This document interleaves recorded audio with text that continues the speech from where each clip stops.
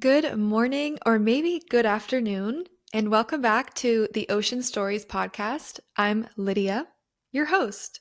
And yesterday, I did go swimming in the Pacific Ocean. One thing about the Pacific that's different than the Atlantic, or at least my experiences swimming on the East Coast, is that it's scary. It takes courage to go into the sea. And I feel like people with fears don't get enough respect. But yesterday there was seaweed, which isn't scary once you get used to it. But if you're not used to stuff scratching at you and those big kelp pods floating around, that can be kind of creepy because they do look like sea monsters. There's stingrays, there's crazy rip currents, which that exists on the Atlantic too, but the waves on the Pacific are a bit more surfy. They're a bit more gigantic, so they're kind of like intimidating. And then there's surfers in general, which are just intimidating and scary. And then there's also sharks, which that doesn't scare me as much as the stingrays, but the ocean here is alive. I was really proud of myself though. I got the courage to jump in and it was totally worth it. I think I just need to become someone that gets rid of all those fears and just pretends like those things don't exist because the feeling of being in the water, you know how they say that when you jump in the ocean, you get like 10 times your daily amount of magnesium or something like that. I just made that up, so fact check me, but I feel it. When I get when I get the ocean water on this scalp, something changes. And I can't just go in with just my feet or just my knees. It has to be my face and my scalp, my whole body. It does something for me. It really does feel like medicine. When you get out, you just feel rejuvenated, you feel energized. Oh, another thing about the Pacific is that it's freezing cold, which is crazy, but if you are listening to this on June 18th, 2024, Tuesday, then odds are, depending on where you are in the United States, if you are in the same country as me, it is going to be scorching hot. This morning, I saw a headline from Washington Post Climate that said 6.2 million people in the US will be exposed to extreme heat today, which hats off to the Washington Post because that is excellent storytelling. But it made me want to talk about one ocean story in particular, which is the ocean and its relationship to heat and heat waves. Heat waves are the most dangerous weather event in the United States. Not hurricanes, not tornadoes, although those obviously cause a lot of damage. It's heat waves because we lack the infrastructure to deal with heat waves. Heat alerts are stretching all the way across the eastern half of the US. Some cities could approach 100 degrees this week. Pennsylvania, in particular, caught my eye because Pittsburgh hasn't hit 100 degrees since 1995, but it might this week.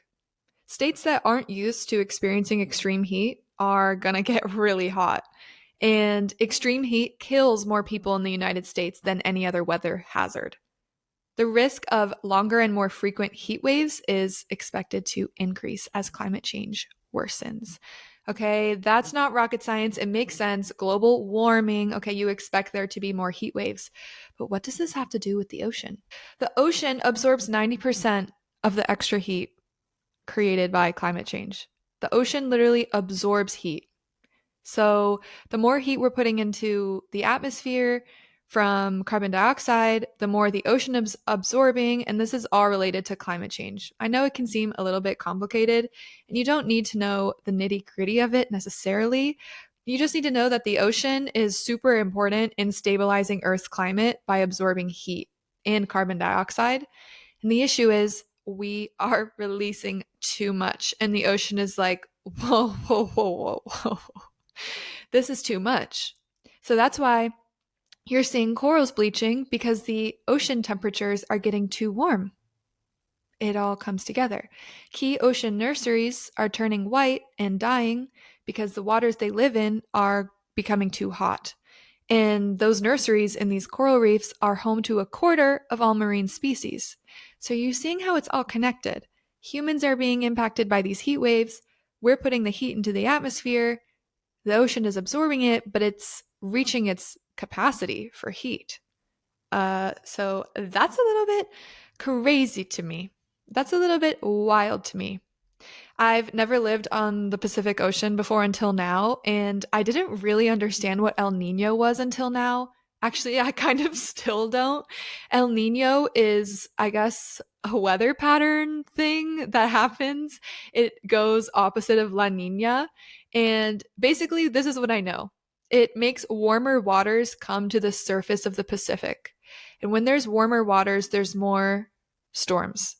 Just think of it like this: warm oceans equals more storms. That's why climate change is also causing more intense, rapidly intensifying tropical storms. And it really cracks me up when we're at the beach and it's like storming or a storm comes in and everyone's like, we hate El Nino, F El Nino. It just makes me crack up because it sounds like you are talking about a person. But anyways, that is also contributing to why this year, last year, there are so many more heat waves because it's an El Nino year, which means that the ocean is hotter, which means that there's more intense tropical storms, and also that there's going to be more heat waves. When I was doing research about this, I found a BBC analysis that said that the world's oceans have broken temperature records every single day for the past year. Things are heating up. I don't remember exactly where I was when I learned this, but heat waves, especially in the United States, are also a gigantic environmental justice issue. I find this really fascinating. Extreme heat hits communities of color and low-income neighborhoods the hardest. You would think that intuitively, maybe, but there's a reason. You know, redlining, the thing that used to be legal and still kind of happens all the time. If you don't know what redlining is, it was basically a racist policy that is now illegal but still continues in a lot of places that doesn't allow people of color to rent or buy property in certain neighborhoods. These neighborhoods are less likely to have parks, greenery like trees, shrubbery. Those are cooling infrastructure, and those things actually lower the urban heat index for any given neighborhood. So look outside your window if you're at home. Do you have trees? Do you have foliage? These things create shade, and the trees also absorb carbon dioxide. They're absorbing the heat. So they cool the temperature down. In low income neighborhoods, they have less of that. It can be up to 13 degrees Fahrenheit hotter than wider, wealthier neighborhoods, one study found. Another reason that this is a huge environmental justice issue, which is more obvious, is just that lower income families struggle to pay high energy bills. Here in Southern California, I feel like that's a huge thing. The energy prices here are through the roof, astronomical, preposterous. I'm sure it's like that in other parts of the US too, but usually lower income homes are not as energy efficient. They don't have the new windows and the new systems, so their costs are even higher. So it's really just all these compounding inequalities that lead to heat waves affecting communities of color more. And so on top of it being an issue related to the ocean, related to human health, it's also an issue related to environmental justice, which I find really interesting and important to highlight. Next time you're in a group and everybody is talking about, wow, it's so hot and there are so many heat waves every year. Oh my gosh, it must be climate change. Yeah, it is because of climate change. And now you have a few things that you can say you know about it that you didn't learn from a TikTok, you learned from this podcast. It also reinforces the idea that our oceans play a huge role in our daily lives. It's literally impacting the weather patterns. So if you didn't give a hoot about the ocean before, then maybe you should consider it. But if you're listening to this podcast, I'm assuming you already gave some sort of a hoot about the ocean. So if you're on the East Coast today or in any extremely hot place experiencing a heat wave, be sure to drink enough water. So grab your water bottle and buckle in for today's episode. Do you like my transition? I'm cracking myself up. Today, we're talking with Lauren Landers. She is a lovely lady who lives by herself on a sailboat. She's been doing it for years now. Well, she doesn't live completely by herself. She also lives with her cat, Mako. She is a full-time YouTuber. Her YouTube name is Lauren Landers if you want to go check her out. And she makes travel diaries of her experiences as a solo sailor. It's really inspiring because that feat honestly seems like impossible to achieve. Like, how would I buy a sailboat, learn how to sail it, learn how to fix it, and then just go to the Bahamas, dive every day, be in the ocean, It just seems impossible, so it's inspiring to see a young woman do it. Okay. This episode was a pre recorded interview with me and Sarah. There were a lot of technical issues, so there is no video for this episode, and I hope that you can still follow everything that happens. Our Sailboat interview guests use Starlink Wi Fi to be able to talk with us, which is honestly so cool. But sometimes there are some issues because we are doing video and audio streaming. So thank you for your patience. I hope you love this episode, and you can find all of the links to follow Lauren in the show notes below. So I'll talk to y'all later, and thanks for listening. Thanks for having me. Where in the world are you right now? At the moment, I am in Guadeloupe. It's a little island in the West Indies, the Eastern Caribbean. And because I know and our listeners don't, with what, are you living there or how are you there? Yeah, so I live on my 50-foot sailboat, and I've been sailing for 3 years, and right now for the past year or so I've been in the Eastern Caribbean, and so I'm just working my way south to Grenada right now. That's so cool. Where are you from and where were you born? So I was born in Missouri, and I grew up in a small town called Joplin, and very landlocked, no ocean around, but we would take trips to the Bahamas every year as a family, and I just fell in love with the ocean and diving, freediving, and then I moved to Florida for marine biology for college, and I started freediving more, and I became a captain during that time. And then once I graduated, I moved on to some friends' boats, learned how to sail, and then bought my own. Definitely timing worked out in my favor for sure. I knew I always wanted to live on a sailboat, like from middle school on, except I didn't know how to sail at all. Couldn't even drive a boat when I knew I wanted to live on a boat. And I had just finished college, and it was during COVID, and so I was working on a lot of boats in Florida at that point, mainly on the dock and just maintenance. And someone I'd met through Instagram, freediver Steph, we met in person like August after graduation, and it's for my advanced freediving course.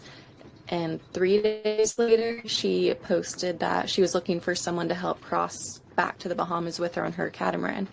And I commented, I was like, I will, but it was like a complete joke. I was sitting at work with my boss. We were doing a sea trial on a boat.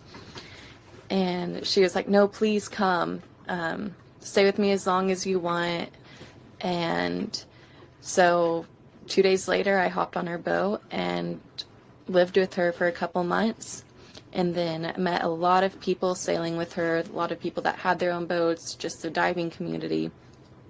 And the next 3 months I spent on another person's boat, just learning more and more. That was a monohull, and I always wanted a monohull. And about a year after I met Steph, I went back to her boat to visit her for a couple weeks.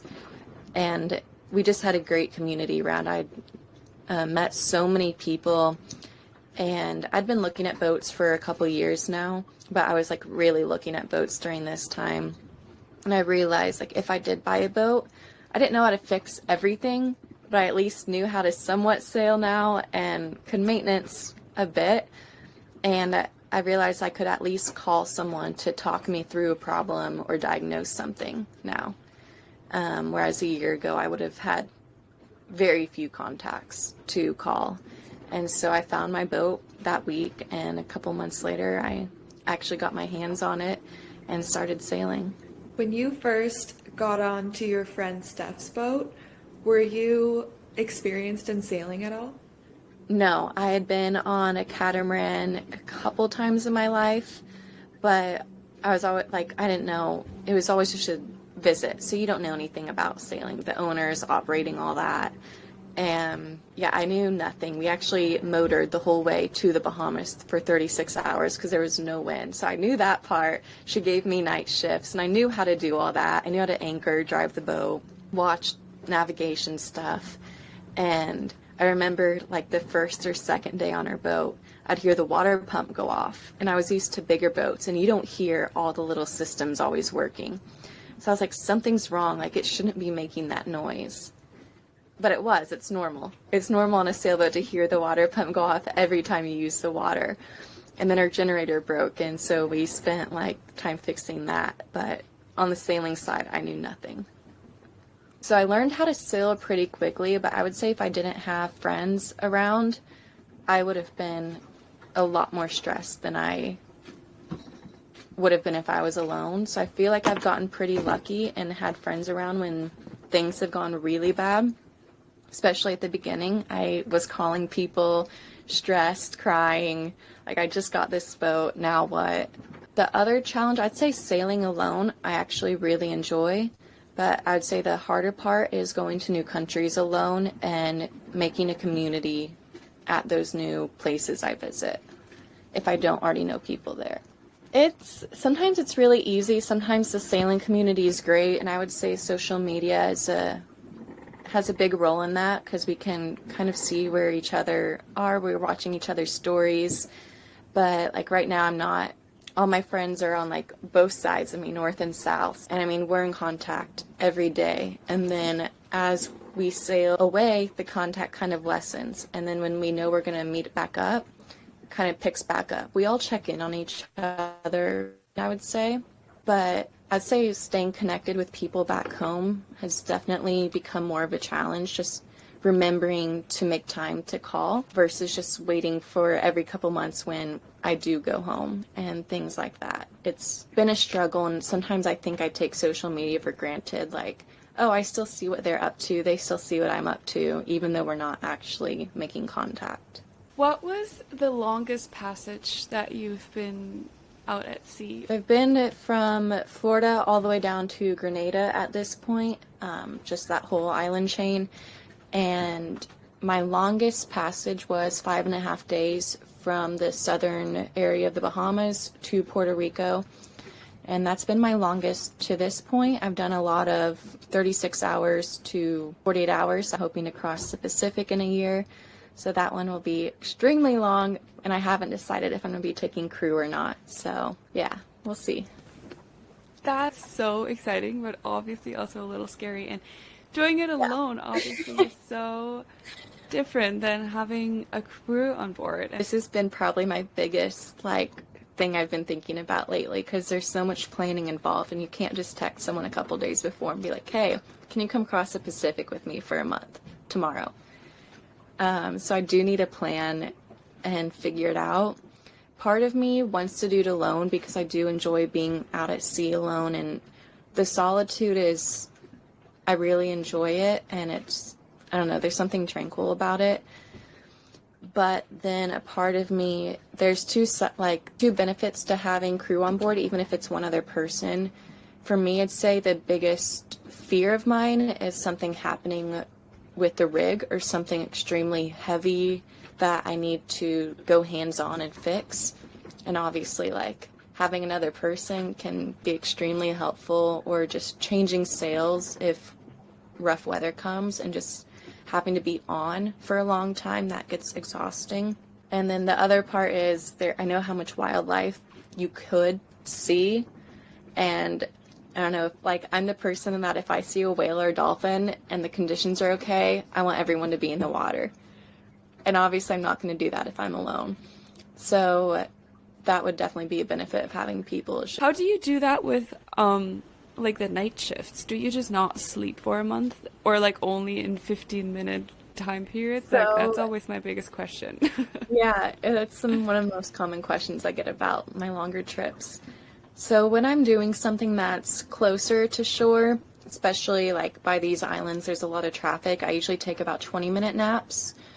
And on the shorter, and that usually means it's a shorter sail, so it's only 1 or 2 nights usually, and it's doable. And I have alarms, so I have alarms to go off to tell me that ships are near. The bigger ones can see me on their screen too, so that helps a lot. It gives me a little bit of comfort knowing I'm on their navigation screen, because they always have someone on watch. But on the longer ones, I tend to take multiple hour naps. If I'm really offshore, the reality is it doesn't matter if you're completely awake staring at the bow, you're not going to see that at night. So that's kind of the stance I take. It's not necessarily the right way, but at least I'm functioning, I guess. and I sleep pretty light, so I hear if the wind shifts, and I have alarms for pretty much everything to if something does change. I've had my autopilot break quite a few times, and that part, it gets really tough. Like, at that point, you are trying to stay alive. You're trying to keep the boat going in the direction and not going all over the place. But when the autopilot's working and the wind direction is staying pretty consistent, so like I'd base my naps. So if I knew the weather was going to change, I would definitely set my alarm for around that time that the weather was going to shift. So I'd be awake when the wind shifted, or if there's a squall coming.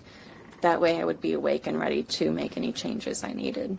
Freediving part is probably the hardest thing about being solo.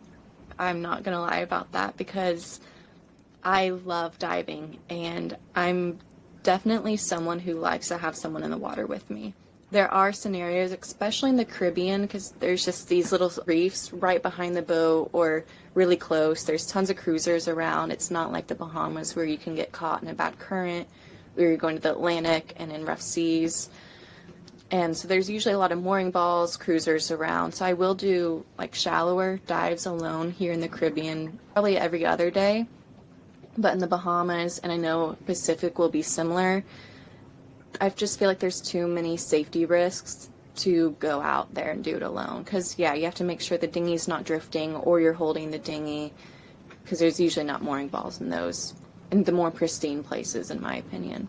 Yeah, I imagine that to be tough, and yeah, just like a constant thought of or analysis of like, is this safe right now if I do it alone? You're on the boat with a cat. How does that work? I got him when he was 4 weeks old as a foster kitten, and I decided I was going to keep him weeks, or I think it was days. Like the first or second night he fell asleep on me, I was like, I'm keeping him. I had just went to visit my boat, so I knew I was buying my boat, and I knew like what my life was going to look like mostly. So I kept him, and I tried to take him like out to the water on boats that I was working on to kind of get him used to it. And he's done great. He doesn't really like seeing the sails come out, but by like night one, like after 16 hours pass, he comes back to normal, starts playing again. So the sailing is probably the hardest part on him. And I'd say I do put a lot of my safety practices into place because of him. Not because of me, but I'm like, if something happened to me, he's stuck on this boat alone, or I couldn't do that to an animal. So I'd say I'm a lot safer because he's on the boat. He is great. He loves being outside all the time. He recently started hiking, so I try to take him on hikes here and there if they're not too long. He loves watching the water. The food isn't really an issue. I try to get as much as I can when I can find places to ship it into, and the litter box stays outside, so it's really easy. That is an adventurous cat. I would cat that goes on hikes. Come back. Yeah, I'd want to come back as him. Dog people, do you hear this? My cat is living on a boat, so leave your withholding, limiting beliefs about cats at the door, because this cat is going on hikes. Yeah, he goes on hikes. Plays fetch. Yeah, it's fun. Yeah, has he ever jumped off /boat? So I think it was like day 2 after we had sailed to the Bahamas. Like, I just got the boat. I went to Florida, picked him up. We sailed to the Bahamas, and it was day 2. And I was like, okay, you need to learn how to swim. Like, we're in clear water now. If you fall in, like, I'm not going to keep a life jacket on you 24/7. That's torture to anyone. So I taught him how to swim, just got in the water with him, and he just like clung to me, and I'd try to set him in, and he just like put all of his paws out like, Mom, I'm not touching that. So I just like kept setting him in, and then eventually like he just learned how to swim, and I pointed at the boat, and he just swam to the boat, and I have a rope hanging off the back all times. So he did fall in the water a couple days after that. He was just playing and jumped off my bimini top, hit the paddleboard at a wrong angle, and fell in. And he swam back to the boat, and I picked him up, rinsed him off. I think he's fallen in a couple other times, usually when he's playing and running around like crazy. And he swims to the boat every single time. There's one time he jumped off the bow accidentally, and we were about to leave the boat. So I like ran to the bow, and I was just like trying to coach him to swim to the back, but he started to hear me and just went in circles. So I had to jump in fully clothed and like swim with him to the back. But I made sure anytime he gets in, I make sure he's the one that climbs out himself just for practice. And if we go about 4 months that he hasn't fallen in, I usually put him in the water just to make sure he remembers how to climb out. Wow. So he is an ocean swimmer, but by accident. He doesn't like it, but he knows how. So I prefer it that way because I think I'd have a heart attack if I'd be like, oh, is he in the water today? Like, is he going for a little pleasure swim? That is so funny. What if you put him in and he started to love it? That could be a risk. Like, I don't know, cats hate water, that's what they say, but all cats are different. Imagine after the first day you did the training session, he just jumps off the boat. Like, he's a liability, just jumping into the ocean to swim. I honestly don't know what I would have done if that was the case, because I love that he hates the water. So, you know that this is Ocean Stories. Yeah. And I'm sure that you have a wealth of ocean stories from your time. I'd say once I started sailing, there's definitely been more. I love anytime I see marine life. I'd say my mom and I have had some of my favorite encounters with dolphins. There's been, I think, 3 different times with her, 2 or 3, that we're just snorkeling or we see a dolphin, and so we get close to it, and then they stick around with us for sometimes 20 minutes. And I feel like, I don't know, I just love the experiences that it's like you get to see an animal in their raw form, like not in a park, but just when they let you watch them and interact with them. I think it's so special. There's been times where in the Bahamas I've seen sperm whales on numerous occasions. They usually haven't let us get too close, but there was one time in the middle of the Gulf Stream. It let us, at least, it stayed at the surface to let us jump in and get somewhat close, and that was just amazing. Love every shark encounter I have. The Bahamas is just filled with sharks, and almost every time you jump in the water, you're going to see one. And I've been lucky enough to swim with hammerheads almost every year for about 10 years, at least once. And last year I got to swim with tiger sharks for the first time, and that was a dream of mine for a long time. And it's just so magical being able to watch them do their thing and just coexist. That's one part I don't like about diving alone, is you are more vulnerable in their eyes if you're alone. So I do like having someone else in the water with me. I've studied sharks for a long time. I worked with a shark diving boat in Florida. I spearfish and do dive excursions in the Bahamas, or did. So I trust my thought process whenever I see one. I usually know, like, if I do need to get out of the water, if I'm okay, I'd be okay. Do you think because you live on the ocean and so near to nature all the time, you have a special connection to ocean conservation and just taking care of the planet? When you're living on the water, I actually filmed this like 2 days ago when I got out of the water after diving for my channel. And I was just saying, like, the more as time goes on, I get to see the reefs change. And in the Bahamas, I've seen the same reef year after year, and I see how it's declined in quality. And here I'm seeing reefs for the first time, and most of them are bleached. They have algae growing all over them. They've expelled all their zooxanthellae, and it's sad to see. And when you're living on the water, I feel like you're conscious of everything you're doing, what cleaning products you're using, because everything goes into the water. The shampoo, conditioner, sunscreen, everything's going back into the water. Everything you do affects the ocean when you're living on it or near it. And I do think that makes you extra conscious of what you're using and how you're doing things, for sure. If you're not in it every day, it's kind of hard to realize or notice the impact you're having, because it's another world at that point. Like, you don't see it every day, so you're not thinking about it every day.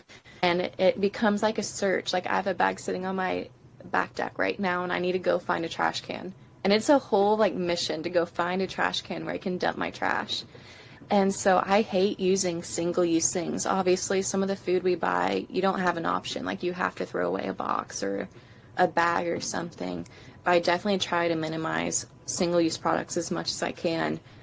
And sometimes that's not even an environment thing going through my mind. It's more like the faster this trash fills up, the faster I have to go take it to land and try to find this trash can somewhere or pay $10 to dump it. And just by minimizing and cutting out a few things in your life or replacing, it saves that time and the energy, and it's better for the environment too.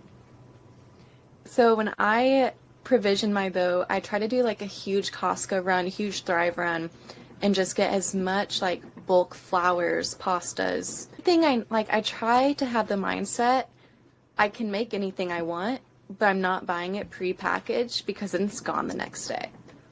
It's like, if I want cookies, I need to go make them. I have everything to go make them, but I need to want it and like put the work in for it. And I do like that part about living on a boat because it does make you conscious of like what you're putting in your body. Because I try to take the mindset of like, if I want it, I'm going to be making it. Whatever meal I want. I definitely treat myself with going out to a restaurant every now and then, so I'm not cooking every single meal. And that part, again, like you're thinking about what you're putting in your body, what you're buying, what you can use. And then the shopping part is a whole nother thing. I mean, you can't really meal prep because you never know what you're going to find in a store down here. And so you just kind of go in the store and you're like, well, they have this. Let me see what I can do with this week. You can't really ship things in the Caribbean or the Bahamas. Do you and some of your other friends who live on their boats full time do for money? Like, how do people afford? Because I imagine those pieces are not cheap. No. When I first started sailing, I had no money. Like, I was fresh out of college. I'd been saving money to backpack, and that's the only money I had. So I went into it. I got the boat I did, which is huge for one person because I was going to be doing charters. So I did that for a year and a half. But during that time, I picked up YouTube, and that's my main source of income now. And I love it because it gives me a lot of flexibility. I have friends that have done YouTube. I have friends that have tried YouTube. It's a really hard niche to get into. There's too many sailors trying to do YouTube, and so it's pretty hard and competitive. I have some friends that do day trading.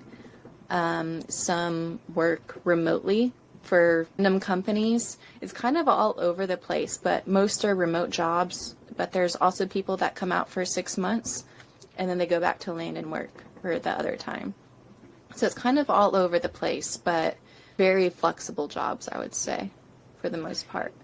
That's so cool that you were able to make YouTube work. How was that going in the beginning? Because I imagine you were trying to make it work and you were having parts break.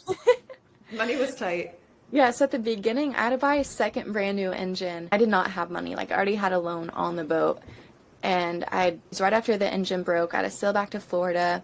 And I realized I'm going to be dumping so much more money. I don't have any money coming in because I was supposed to be chartering right now. And new engine, the installation for the engine this time because it was now my boat and the owner wasn't going to be responsible for that. I wanted to put water makers in. Like, I was stuck in Florida for 3 months waiting on all this engine and exhaust stuff to come together. So I was just sitting, and I hadn't really filmed for YouTube, but I did have some content just in case because all my friends had tried it and kind of taught me a little bit. And so I was just sitting in Florida and I was like, you know what? Let me just start messing around with it and putting some clips together.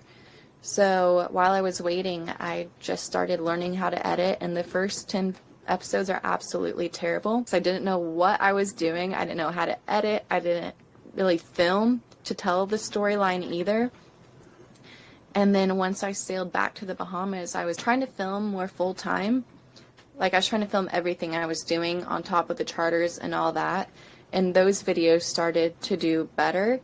And then it just kept escalating. There was a year period where I definitely needed the charters and the YouTube because the YouTube was still growing. And it was making money, but not enough to cover all the money I just spent on the boat and everything that was breaking and general stuff.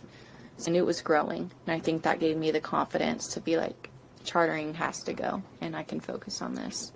I'd say I got lucky. Like, I'm very grateful that it exploded and I can do it. Yeah, right time, right space. Sometimes it just works out. Yeah. I want to know, like, what are you planning for your future? Are you seeing yourself living on a sailboat indefinitely? I definitely don't have plans to stop sailing. I love working on boats. I love living on boats. I just enjoy being on the water and boats so much. I don't really see an end to it.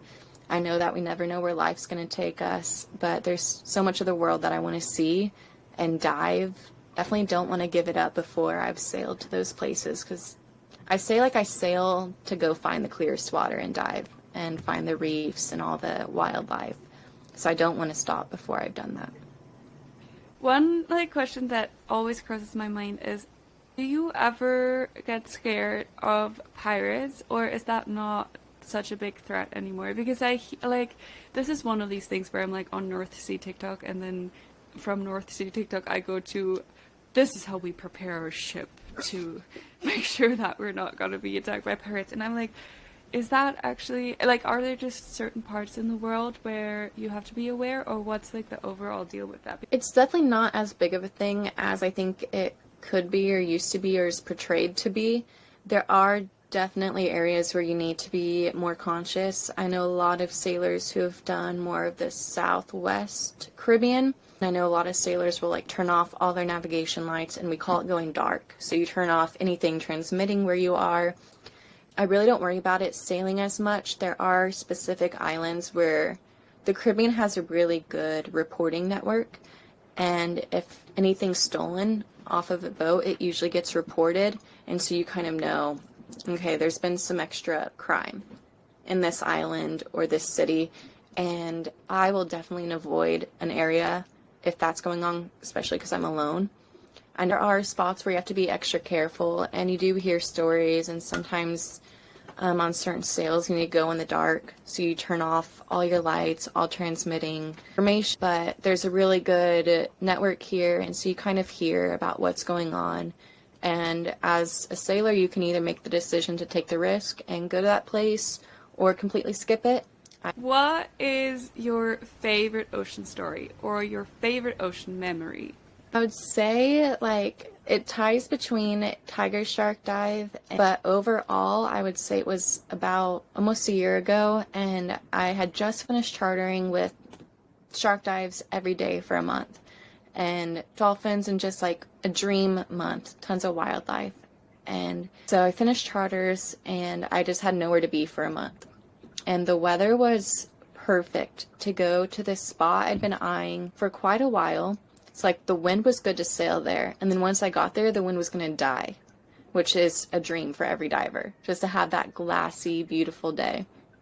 So I sailed on the opposite side of this island that no one goes to, and went south, and 10 to 15 miles south of this island. I'm in 15 feet of water, couldn't see any land in sight, and just these coral bommies everywhere. So I'm just anchored with no land in sight in this teal 15 feet of water with just coral heads surrounding me. I only had a couple days there, but getting on the paddleboard, diving, the reefs were beautiful. And I think it was more the solitude part, and knowing that I was seeing something that no one has really seen. Probably a handful of people had been there before. And to me, that was really special, and those are kind of the moments that I chase, is finding those spots that not many people go to, where the coral is thriving. You can just tell the marine life is thriving. Thank you so much for coming on and for sharing your ocean story with us. It was so lovely to meet you and to hear about your life, and you're actually the second person we've had join from a sailboat, so huge slay. We really appreciate you making it work with Starlink and everything. Yeah, thank you guys so much. If you guys want to follow Lauren and see her YouTube, her adventures, all these travels, we're going to link everything in the show notes. So be sure to check it out. Thank you guys so much. It was so much fun.